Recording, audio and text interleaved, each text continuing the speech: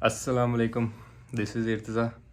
और जैसे कि पता है कि मैं अपने यूट्यूब चैनल्स पे काफ़ी सारी वीडियोस वगैरह जो है वो अपलोड करता रहा हूँ, और काफ़ी दिन से जो है वो कोई भी वीडियो मैंने अपलोड की नहीं। कुछ रीज़न्स ऐसी थी कि बस कुछ टेंशन्स चल रही हैं और कुछ काम को लेके ये सारे मसले हैं। तो खैर आज बैठे बैठे एक तो रावलपिंडी इस्लामाबाद में ठंड जो है वो बहुत ज़्यादा है। इतनी ठंड हो गया कि ये सामने हीटर लगा के बैठा हुआ हूँ और हालत टाइट है। खैर मेन मुद्दे पे आते हैं यार। बहुत सारी चीज़ें चलती हैं ना कि हमें ये बातें सुनने को मिलती हैं कि भाई हमारे मुल्क में ये है, हमारे मुल्क में वो है।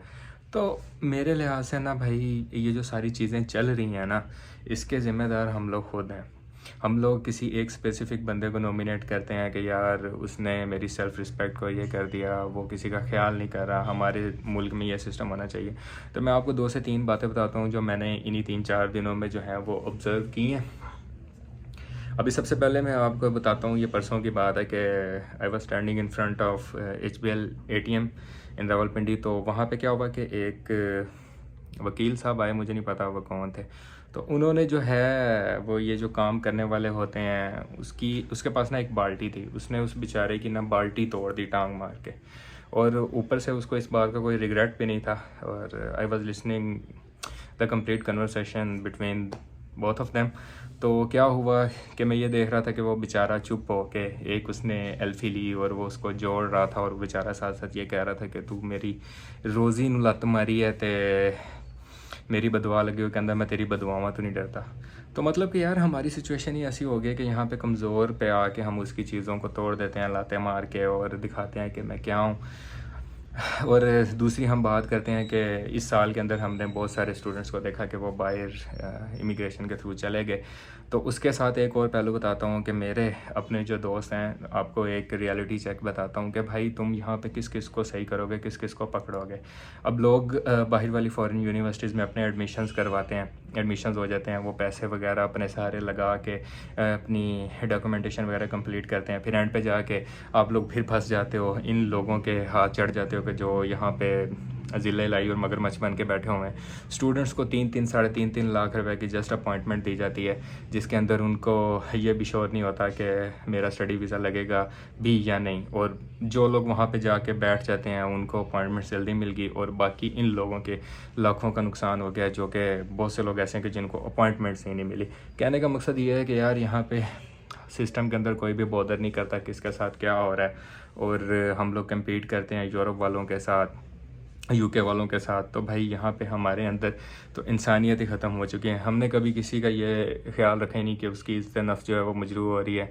बस यहाँ पे एक फ़िरौनियत का कॉन्सेप्ट है, जिसके पास पावर है वही सब कुछ है, और बाकी जो हैं वो कीड़े मकोड़े हैं, और किसी को वो समझना भी नहीं कि मैं इसको क्या कह रहा हूँ क्या नहीं कह रहा।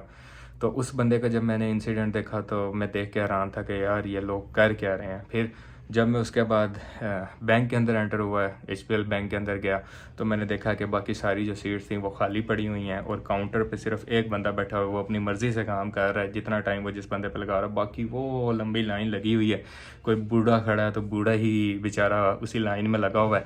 जो कुछ रेफरेंस के साथ बंदे आते थे वो स्पेशल एक लाइन के अंदर घुस जाते हैं और वहाँ से अपना काम करवाया और निकल गए। मतलब कि यहाँ पे नेपोटिज़्म और ये सारी चीज़ें इतनी ज़्यादा हमारे अंदर रच बस गई हैं, और हम लोग यहाँ पे कहते हैं जी कि मैं ओपिनियन दूंगा वो दूंगा। यार जिस तरह से तुम वो कहते हो कि स्ट्रगल और कुर्बानियों के बाद तुम लोगों ने ये मुल्क हासिल किया है, उसके अंदर आके तुम लोगों को कुछ चीज़ नज़र ही नहीं आती।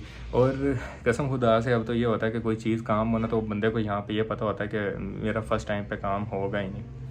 तो खैर मेरे भाई एक छोटी सी मैसेज, और इस वीडियो के थ्रू मैं छोटा सा मैसेज यही देना चाहूँगा कि ये जो सब कुछ है ना, ये जो तुम्हें अगर इख्तियारात और ये सारा कुछ मिला हुआ है ना, तो ये ऊपर वाले की ना तुम पे एक करम नवाजी थी, तुम्हारा इसमें कोई भी रोल नहीं है। तो बेहतर यही है कि भाई ये फ़िरौन बनना छोड़ दो, और अपने से जो नीचे वाले हैं ना उनका ख्याल रखो, और ये किसी का नाजायज़ फ़ायदा उठाना, चलो खैर अगले का नुकसान हुआ तो हुआ, ये भी लोग बॉदर नहीं करते कि यार मैं इस बंदे के साथ किस लेवल की ज़्यादती कर रहा हूँ।